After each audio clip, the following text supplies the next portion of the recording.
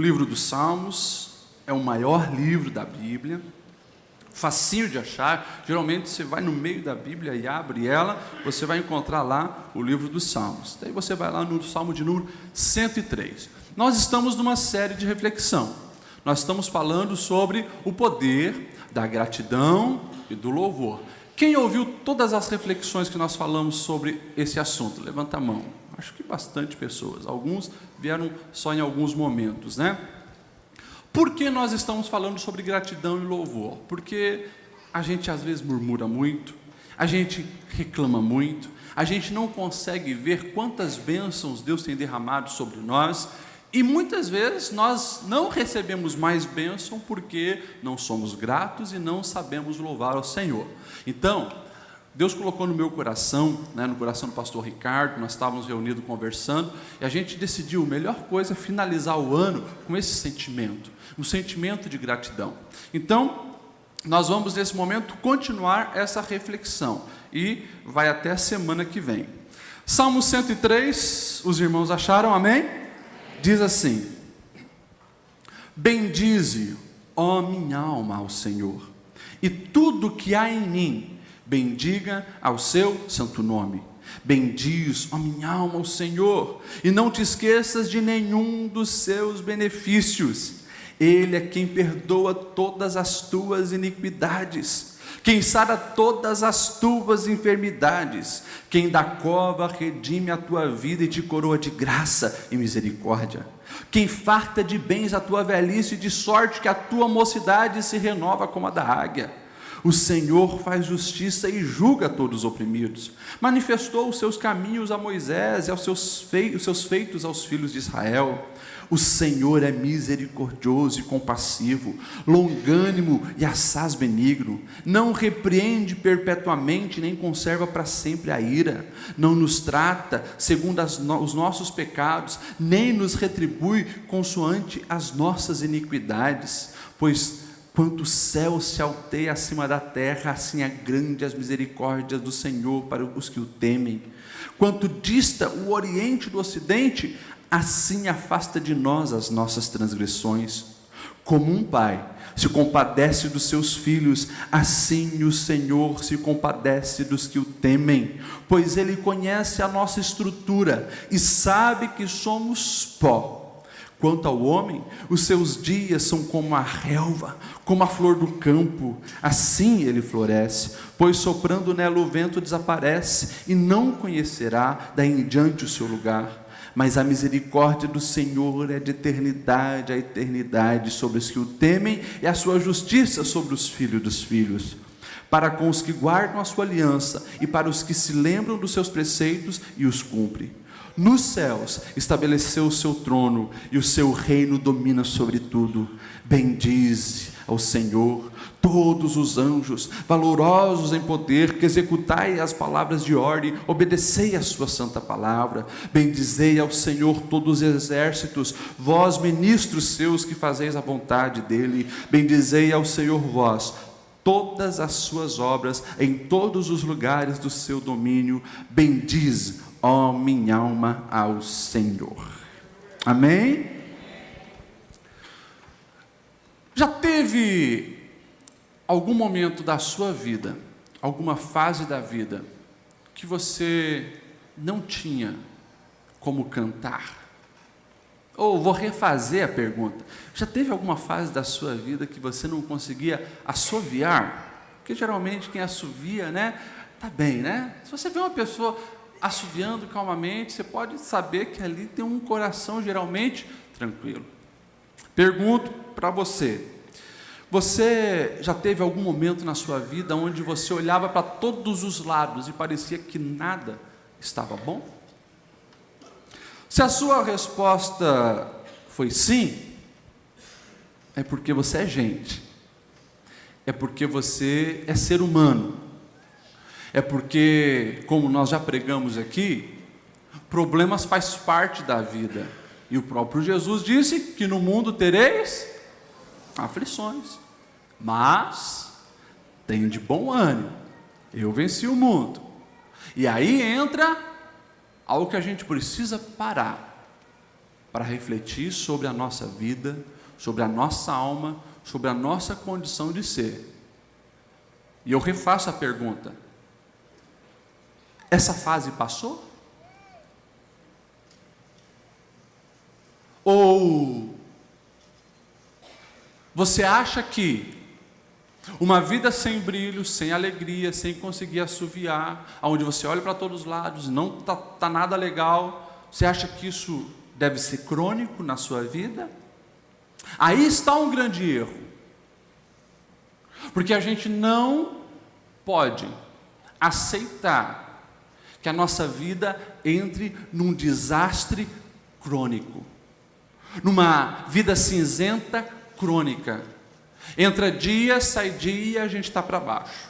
Entra mês, sai mês, a gente está para baixo. Entra ano, sai ano, a gente olha para todos os lados e parece que nada está legal. Opa! Se a tua vida está assim, uma luz de alerta precisa começar a apitar na sua vida. Porque você não foi projetado para viver uma vida crônica na desgraça. Você não foi criado para viver uma vida crônica de tristeza, de decepção, de amargura, de ressentimento, de falta de brilho. Quando nós olhamos para esse salmo, a gente percebe algumas coisas muito interessantes. Começa o salmista conversando com a sua alma. E esse exercício que ele faz é fantástico, para que nós venhamos tomar decisões importantes na nossa vida, refletir sobre a nossa existência e sondar por que a nossa vida cronicamente vive numa insatisfação. E ele parece que coloca a sua alma ali no banco dos réus. E ele começa a instigar: alma! O que está acontecendo, alma? Ou alma amargurada? Alma esquecida? Bendize ao Senhor, ó minha alma. E tudo que há em mim, bendiga o seu santo nome. Eu não sei se você já parou para pensar sobre a sua alma. Você conhece a sua alma? A expressão alma aqui é a mesma expressão que no grego é psi, né, que vem de psicologia, o estudo da alma. E é interessante que quando a gente para analisar a alma, as pessoas não conhecem muito a sua alma. A gente conhece o nosso corpo, não muito bem também, mas conhecemos melhor o nosso corpo do que a nossa alma. A gente vai no médico e a gente está com uma dor muito, muito intensa na perna, né? E ele vai começar a fazer algumas perguntas: aonde é a dor? E você vai apontar: é aqui, né, perto do joelho. E ele vai mostrar um quadro lá de intensidade de dor, de 0 a 10, né? E você vai dizer. Agora, e se a dor é na alma? Você sabe identificar aonde é o lugar? Muitas vezes, ali no meu gabinete de atendimento pastoral, senta alguém e antes de falar, só chora. Chora, chora, chora, chora. E às vezes não sabe dizer o porquê. Sabe dizer que não aguenta mais, sabe dizer que não aguenta mais sofrer tanta dor, mas quando a gente vai sondando o que está doendo, aonde dói, às vezes precisa pegar algumas ferramentas da psicologia para você sondar e saber aonde na alma está aquela dor. Mas às vezes a gente vai empurrando a vida com a barriga.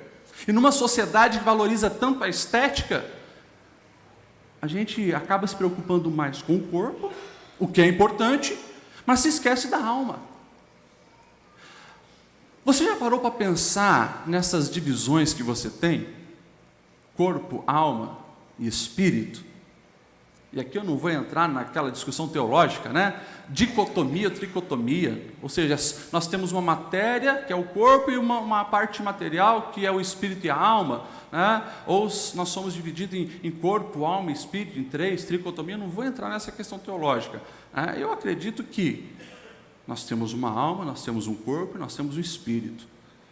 E há uma ligação fantástica, que a psicologia, a ciência, a fisiologia, a neurociência ainda não conseguiu descobrir, na verdade, nenhum por cento das ligações que existem. Já parou para pensar na ligação da sua alma com o seu corpo? Você recebe uma notícia triste, um ente querido faleceu. A sua alma se comunica com as glândulas lacrimais dos seus olhos, daqui a pouco começa a escorrer água do seu olho. É fantástico. Quando a gente para analisar a ligação da alma com o corpo, questão de, sei lá, milésimos de segundo, uma comunicação perfeita. A alma, o corpo, que está sob a direção do Espírito. E quando o nosso Espírito não está em ligação com aquele que nos criou, para estar conectado nele, a nossa alma se equivoca um monte, se confunde um monte.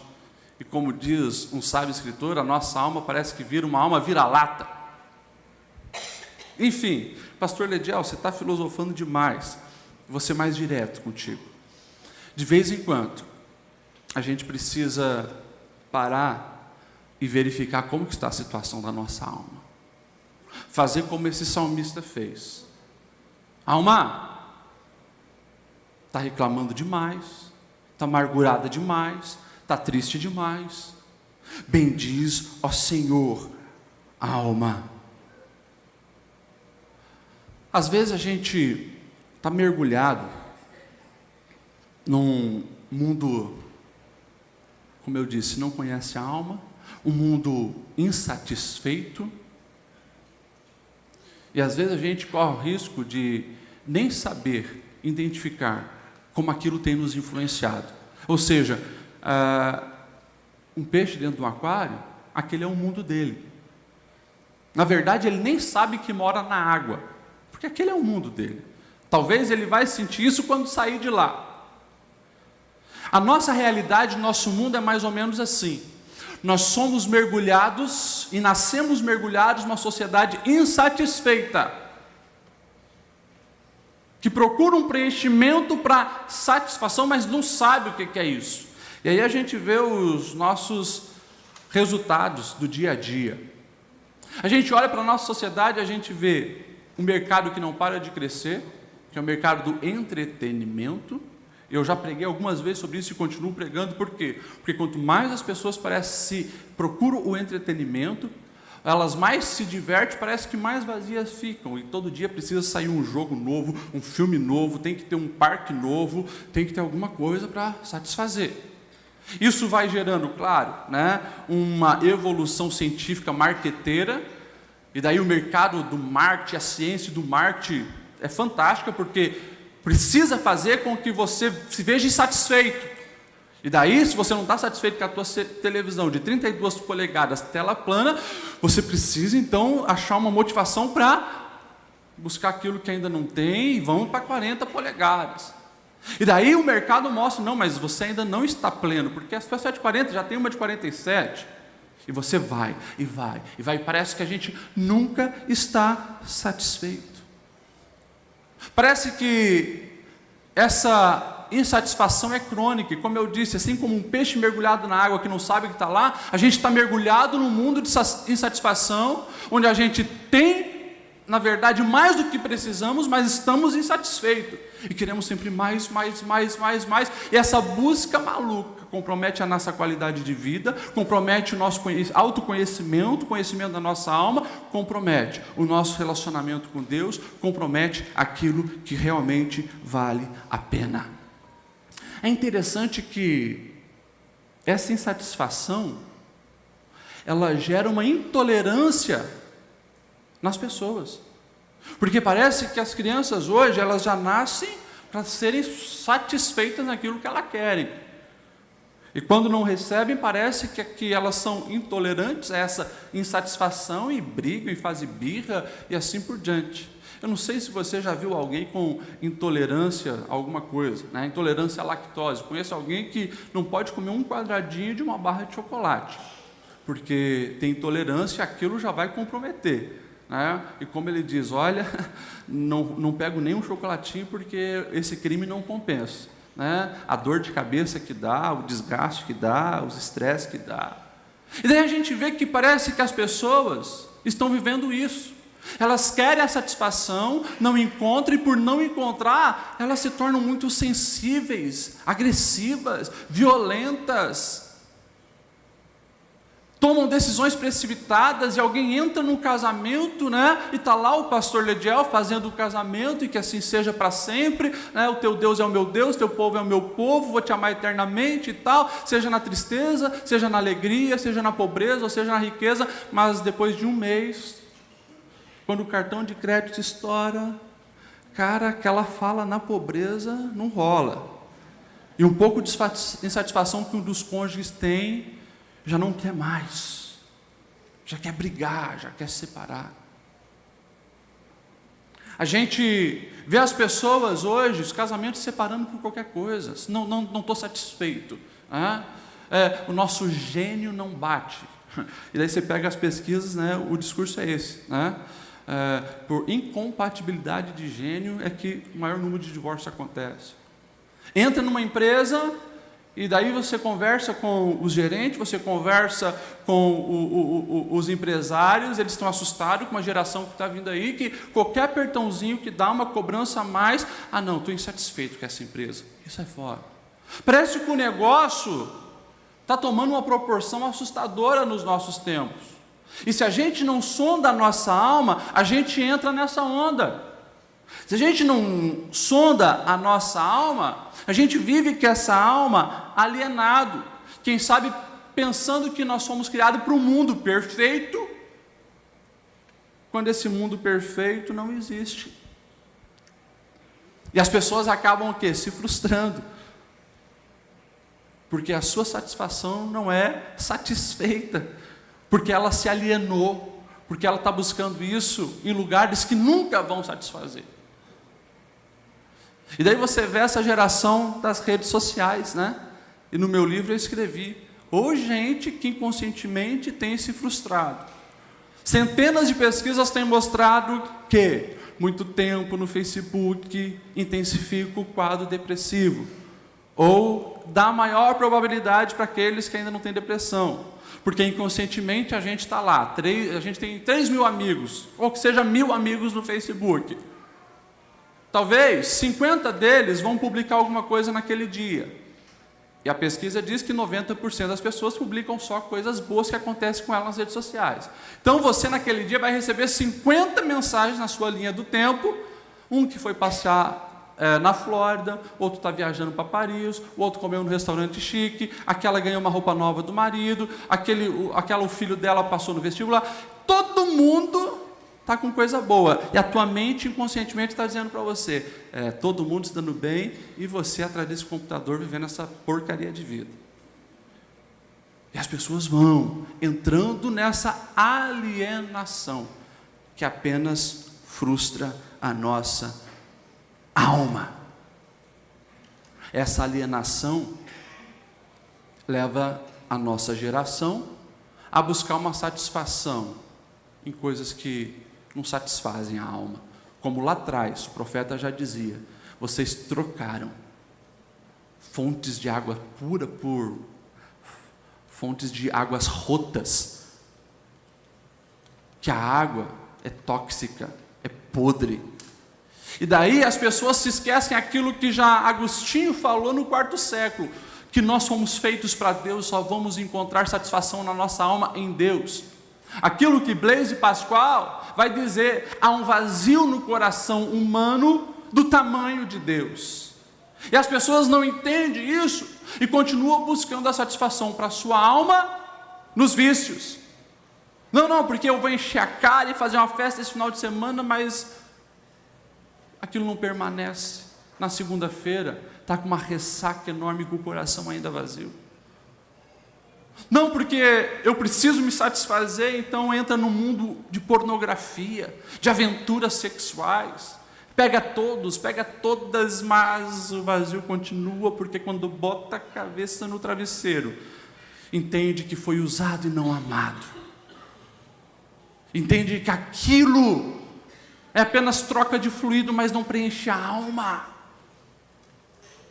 Alguns vão buscar essa satisfação na adrenalina, alguns vão buscar essa satisfação naquilo que o capitalismo nos ensina o tempo todo. Vai comprar porque olha se, né? Vai no shopping, volta renovado. Não é só mulher não, alguns já cutucaram as mulheres, tem um monte de homem que satisfação está em sair do shopping cheio de sacola. A gente precisa colocar a nossa alma ali, conversar com ela. O que está acontecendo contigo, alma? Por que anda tão ingrata? Alma, que murmuração é essa o tempo todo? Não consegue enxergar nada de bom na vida? Alma, só reclama das pessoas, só reclama de Deus. Alma, o que está pegando? O salmista, ele faz isso, e ele começa a repensar sobre quem está no governo da sua alma. E daí, quando ele faz esse exercício de começar a olhar aquilo que tem valor eterno, ele começa a dizer para a alma, preste bem atenção, porque tem muitos motivos para você ser grato, tem muitos motivos para você louvar o eterno, tem muitos motivos para você celebrar da maneira que deve ser celebrado. E daí a gente vê a partir do verso 3, ele literalmente mudando a maneira de pensar, no sentido de enxergar os motivos que nós temos para glorificar a Deus e para celebrar a vida. Não são motivos passageiros. Hoje, por exemplo, você vai ver aí, né, os gremistas fazendo muita festa, né? Tricampeão da Libertadores. Estava feliz também, né? Sou gremista. Agora, 20 anos passaram para ganhar mais uma vez esse título. Desde 95 não ganharam. Se o motivo de louvor da nossa alma, se o motivo de gratidão depender das questões humanas, a gente está lascado. Se os motivos para você agradecer a Deus, adorar a Deus, depender de gente, complicou. Mulher, se você só bendizer e agradecer a Deus, quando o teu marido voltar a escrever cartinha de amor para você, olha, não sei não, hein? Hein, homem? A mulher te esperar com aquela comida predileta, com um recado de amor escrito a batom no espelho, assim, hein? Vem quente que eu estou te esperando fervendo. Talvez vai demorar muito. É por isso, escute, é por isso que a gente vive cronicamente doente na nossa alma. É porque a gente coloca uma expectativa muito grande nas pessoas e se esquecemos daquilo que já foi feito por nós, aquilo que está sendo feito por nós, por aquele que nos dá motivo todos os dias para celebrar a vida, o nosso Deus. É por isso que o salmista, então, a partir do verso 3, ele vai dizer: é Ele quem perdoa todas as tuas iniquidades, quem sara todas as tuas enfermidades. E aqui, quem quiser participar comigo agora dessa reflexão, eu queria que você repetisse algumas coisas comigo quando eu pedir, mas só se você quiser participar, né? Porque senão vai sair, esse pastor é muito chato, pede para a gente ficar repetindo algumas coisas. Agora, você entendeu isso aqui? Ele é quem perdoa todas as tuas iniquidades, ou seja, para quem encontrou a Cristo, não precisa mais viver debaixo da culpa do pecado. ser esmagado pelo fardo do pecado. Então eu queria que você nesse momento repetisse comigo, falando para a sua alma, diga assim: alma, ninguém mais pode te acusar. Ou seja, há motivo para a gente enxergar a vida de uma outra maneira. É o que o apóstolo Paulo ele vai escrever na carta que ele escreveu aos Romanos, capítulo 8, verso 33 em diante. Paulo era aquele que tinha perseguido a igreja, tinha matado o cristão, tinha tirado muitas crianças das suas casas por servirem a Cristo, mas ele é quem vai também falar depois de ter um encontro com Cristo. Quem fará alguma acusação contra os escolhidos de Deus? É Deus quem nos justifica. Quem nos condenará? Foi Cristo que morreu por nós e ressuscitou. Ou seja, você pode sim falar para a sua alma: alma, agradeça a Deus e louve a Ele. As coisas estão difíceis sim, mas olha só, Ele perdoa as nossas iniquidades. Não temos mais acusação sobre nós. O nosso acusador, Satanás, diabo, ele não tem mais moral para apontar o dedo na nossa cara e dizer: você faz isso, você faz aquilo, porque na cruz os nossos pecados foram perdoados. Ele lembra a alma no verso 4: quem da cova redime a nossa vida e coroa de graça e misericórdia. Ou seja, a alma tem motivo para celebrar, porque olha só a mudança radical que Deus pode fazer. Ele pode tirar da cova e levar para a coroa. Fala com a sua alma assim, dizendo: alma, a cova não é o fim para quem confia no Senhor. Dá de confiar nesse Deus e descansar a nossa alma. Verso 5, vou mais rápido para a gente finalizar. Quem farta de bens a tua velhice, de sorte que a tua mocidade se renova como a da águia. Ou seja, está evidente que o salmista encontrou prazer em agradecer a Deus, porque ele conseguiu enxergar que esse Deus não é um Deus que cuida da gente apenas quando a gente é criança, quando a gente é jovem, quando a gente pode produzir alguma coisa, mas é um Deus que em todas as fases da vida está ao nosso lado. Fala para a sua alma assim: alma, Deus renova as nossas forças. Ele vai dizer no verso 6: o Senhor faz justiça e julga todos os oprimidos. Ou seja, na nossa cultura, a lei do mais forte prevalece. Na nossa cultura, aquele que tem amizade com os poderosos da cidade, muitas vezes tentam pisar sobre nós, tirar os nossos direitos, e muitas vezes nessa cultura a gente é prejudicado, mas o salmista ele está dizendo: se eu sou um oprimido, se tem uns grandão aí tentando me prejudicar, eu não preciso temer, eu posso confiar em Deus, que Ele é a minha justiça. Fala assim: alma, a justiça de Deus não falha. Verso 7: manifestou os seus caminhos a Moisés e os seus feitos aos filhos de Israel. Ou seja, ele tem exemplo para mostrar que em toda a história ele cuidou daqueles que fizeram uma aliança com ele. Aleluia! Você pode dizer assim para a sua alma: alma, confia, porque Deus cuida dos seus. Verso 8, ele vai dizer várias qualidades desse Deus. O Senhor é misericordioso, ou seja, um Deus que solidariza-se com a sua dor, um Deus que é compassivo, que sente a nossa dor, um Deus que é longânimo, que dá ânimo longo, não apenas limitado para as nossas almas, um Deus que é benigno, sempre quer o nosso Deus, sempre quer o nosso bem. E você pode dizer assim: alma, não tenha medo do Criador, Ele é muito bom. Verso 9: não repreende perpetuamente, nem conserva para sempre a sua ira.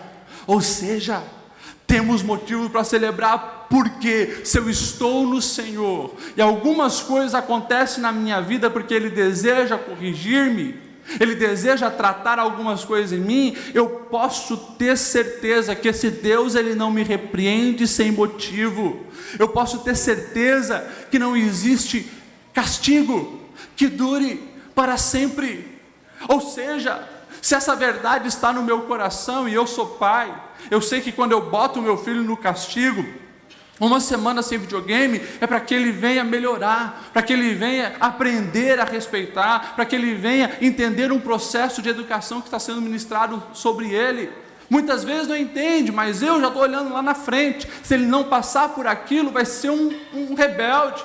Se ele não passar por aquilo, vai ser um criminoso lá na frente. Precisa passar por aquilo. O salmista está dizendo: alma, até mesmo as coisas que acontecem na nossa vida, que a gente fica assustado, parece que Deus está nos corrigindo, nos repreendendo, isso serve para o nosso bem. Fica tranquilo, alma, isso não dura para sempre.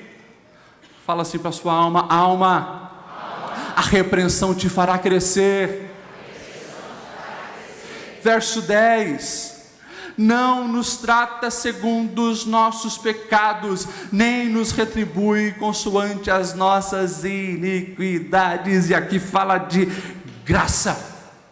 Se Deus desse para mim e para você o que nós de fato merecíamos, nós já estávamos no inferno, nós não estaríamos aqui.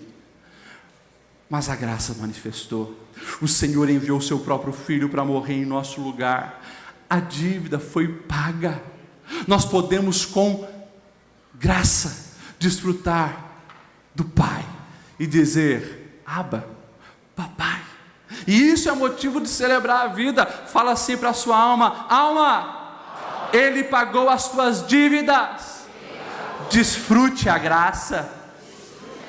Verso 11: pois quanto o céu se alteia acima da terra, assim é grande a sua misericórdia para com os que o temem. Ou seja, isso aqui é a manifestação do amor perfeito. Tenta medir a distância do céu na terra. É claro que o salmista aqui ele está usando uma hipérbole para ele dizer: não entendo. Como que um Deus que conhece o meu pensamento, as podridões da minha mente, um Deus que conhece o meu olhar lascivo, a minha língua imoral, um Deus que sabe que muitas vezes eu me achego a Ele apenas para pedir, um Deus que conhece tudo sobre mim, ainda me aceita, me abraça, me chama de filho. Caramba, que misericórdia é essa? Ele está falando desse amor, e o salmista faz questão de lembrar isso, para falar para a alma dele, que a alma dele pode descansar, porque tem um Pai que o ama perfeitamente. Fala para a sua alma: alma, Deus te ama perfeitamente. Vamos finalizar. Verso 12: quando dista o oriente do ocidente, assim Ele afasta de nós as transgressões. Ou seja, esse Deus, Ele foi repudiado por nós como humanidade. Esse Deus foi repudiado lá no início, com Adão e Eva virando as costas para Ele, escolhendo a proposta infernal. Esse pecado se perpetuou pela humanidade. Esse pecado muitas vezes nós cometemos, quando nós com as nossas mentiras viramos as costas para Deus, quando com as nossas falsidades viramos as costas para Deus, quando com os nossos enganos viramos as costas para Deus, quando com a nossa vergonha de ser um cristão viramos as costas para Deus. A gente faz isso. Esse Deus poderia lançar na nossa cara e puxar uma lista quilométrica: você fez isso, Lediel, você fez isso, Lediel, você fez isso, Lediel. Mas Ele não faz isso, porque a misericórdia dEle é tão grande. E mais uma hipérbole: vai do oriente ao ocidente. E você pode falar assim para a sua alma: alma, Deus já esqueceu os teus podres. Verso 13: como um pai se compadece dos filhos, assim o Senhor se compadece dos que o temem. Você sofreria no lugar do seu filho? Tenho certeza que sim. Muitas vezes, que os meus filhos estavam sofrendo, eu queria que aquela dor tivesse em mim, não neles. Pai, o Pai dos pais, o Pai Celestial, Ele disse que, assim como um pai humano que é falho, errante, pecador, quando olha um filho se compadece, assim o Deus perfeito, o Pai perfeito, quando nos vê sofrendo, Ele se compadece de nós. Mas Ele já morreu por nós, para que nós viéssemos ter vida em abundância. Fala assim para a sua alma: alma, Ele já morreu por nós. E o último ponto, verso 14, não vai dar tempo de pregar o resto. Pois Ele conhece a nossa estrutura e sabe que nós somos pó. Alma, você tem motivo para agradecer. Alma, você tem motivo para louvar, porque esse Deus, Ele conhece a tua estrutura, Ele sabe que tu é pó. Então, alma, você pode ser quem você realmente é diante dEle. Fala assim para a sua alma: alma, Ele te conhece, não precisa usar máscaras. A sociedade, muitas vezes, quer que a gente use máscaras. A sociedade, muitas vezes, cria uma expectativa sobre você. E se você não cumpre aquela expectativa, você é apedrejado. O salmista estava dizendo no final: alma, Ele te conhece. Ele sabe que tu é pó, não é nada. Mas Ele te aceita. Ele te recebe. Ele te ama. Ele te guarda. Ele te ajuda. Ele te sustenta. Ele te edifica. Ele te transforma. Alma, há motivo para glorificar ou não? Alma, bendize ao Senhor. E alma, analisa tudo para você não esquecer de nenhum benefício sequer. Eu quero que você se coloque em pé.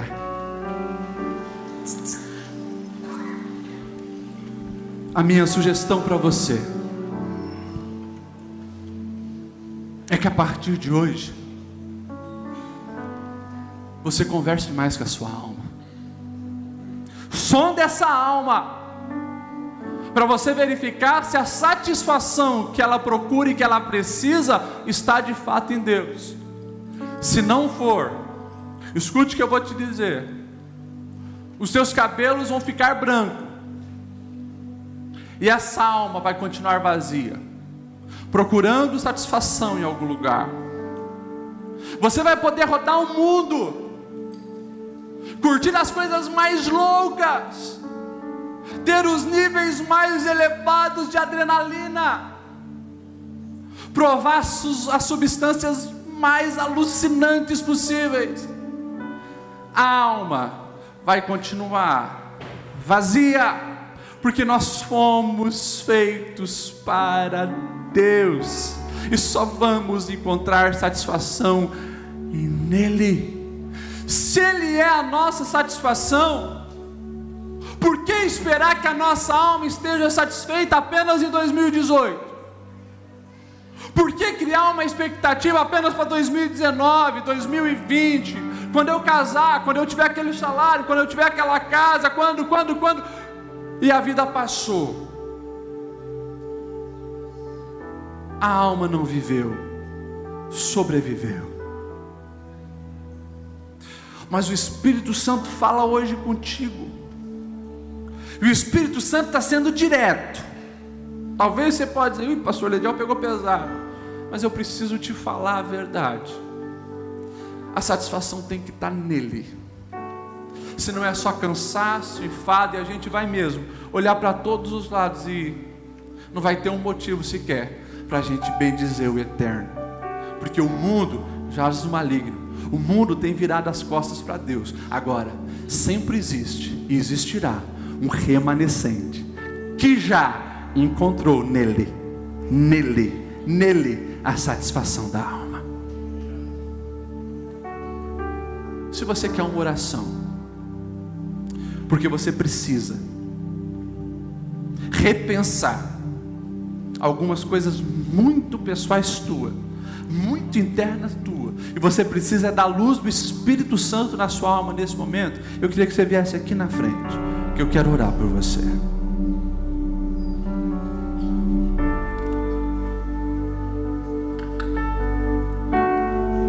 Aleluia.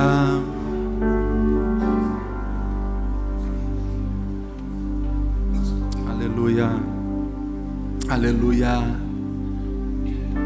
Aleluia. Vem, dá um passinho mais para frente.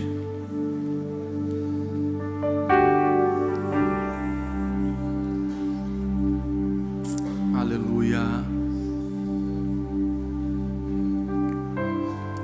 Sabe, gente, essa palavra estava remoendo no meu coração já há alguns dias.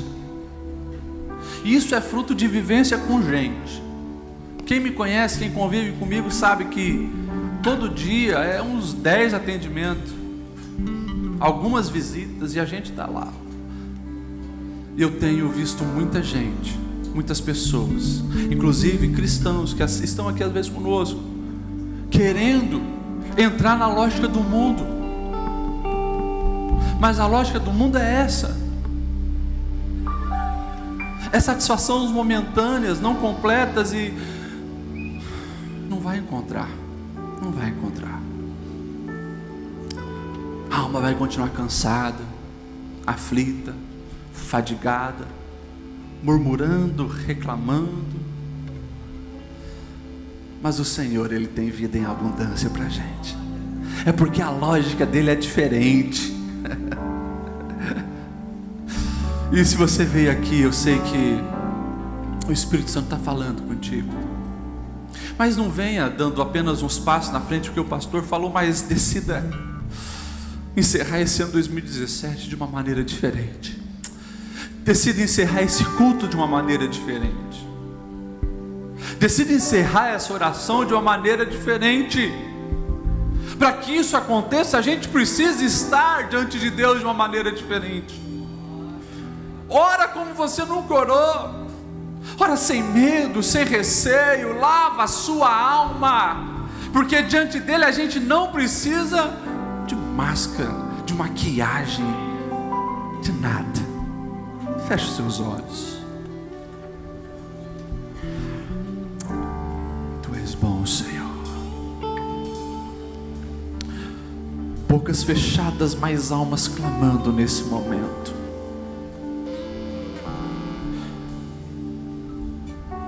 Espírito Santo, tu conheces esse gemido. Tu podes escutar a alma.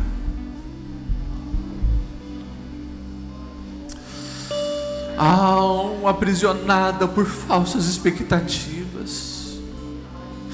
Almas que não conseguem louvar por falsas esperanças. Mas que tudo isso caia por terra hoje, porque nós estamos entendendo que a satisfação está em Ti, Senhor, só em Ti, Senhor. E é para Ti que nós voltamos os nossos olhos. É a Ti, Senhor, que nós colocamos o trono do nosso coração e o governo da nossa alma. E nós pedimos perdão por uma insatisfação que nos consome. A gente quer mais, mas esse mais nunca chega, nunca vai chegar e nunca nos preenche. Deu. Botamos um basta. Nós te agradecemos pela vida que nós já temos e conseguimos enxergar, Senhor, o quão agraciado nós já somos em Ti. Porque o melhor Tu já nos deste, que foi Cristo Jesus, que morreu na cruz para nos resgatar. E há motivo para celebrar, há motivo para sorrir. Eu peço, Deus, que o Teu Espírito Santo esteja assim, direcionando, guiando, mudando, transformando, ajudando essas vidas, para que a partir de hoje, a partir dessa data, dia 30 de novembro de 2017, a gente cresça, a gente amadureça, a gente fique sensível à Tua voz e a gente venha compreender o real sentido da vida. Derrama o Teu Espírito Santo sobre nós. Leva-nos, Senhor, para o centro da Tua vontade. E que esse 1º de dezembro seja o melhor 1º de dezembro das nossas vidas. Que nessa sexta-feira nós venhamos acordar diferente. já conversando com a nossa alma e dizendo: alma, bendiz ao Senhor, fale bem do Senhor, reconheça os benefícios do Senhor, porque tu acordou, tu levantou, tu está viva. Alma, bendiz ao nome do Senhor. Amém, amém, amém. Dá um abraço em quem está do seu lado. Você vai dizer assim para essa pessoa: eu decido ser diferente a partir de hoje. Aleluia.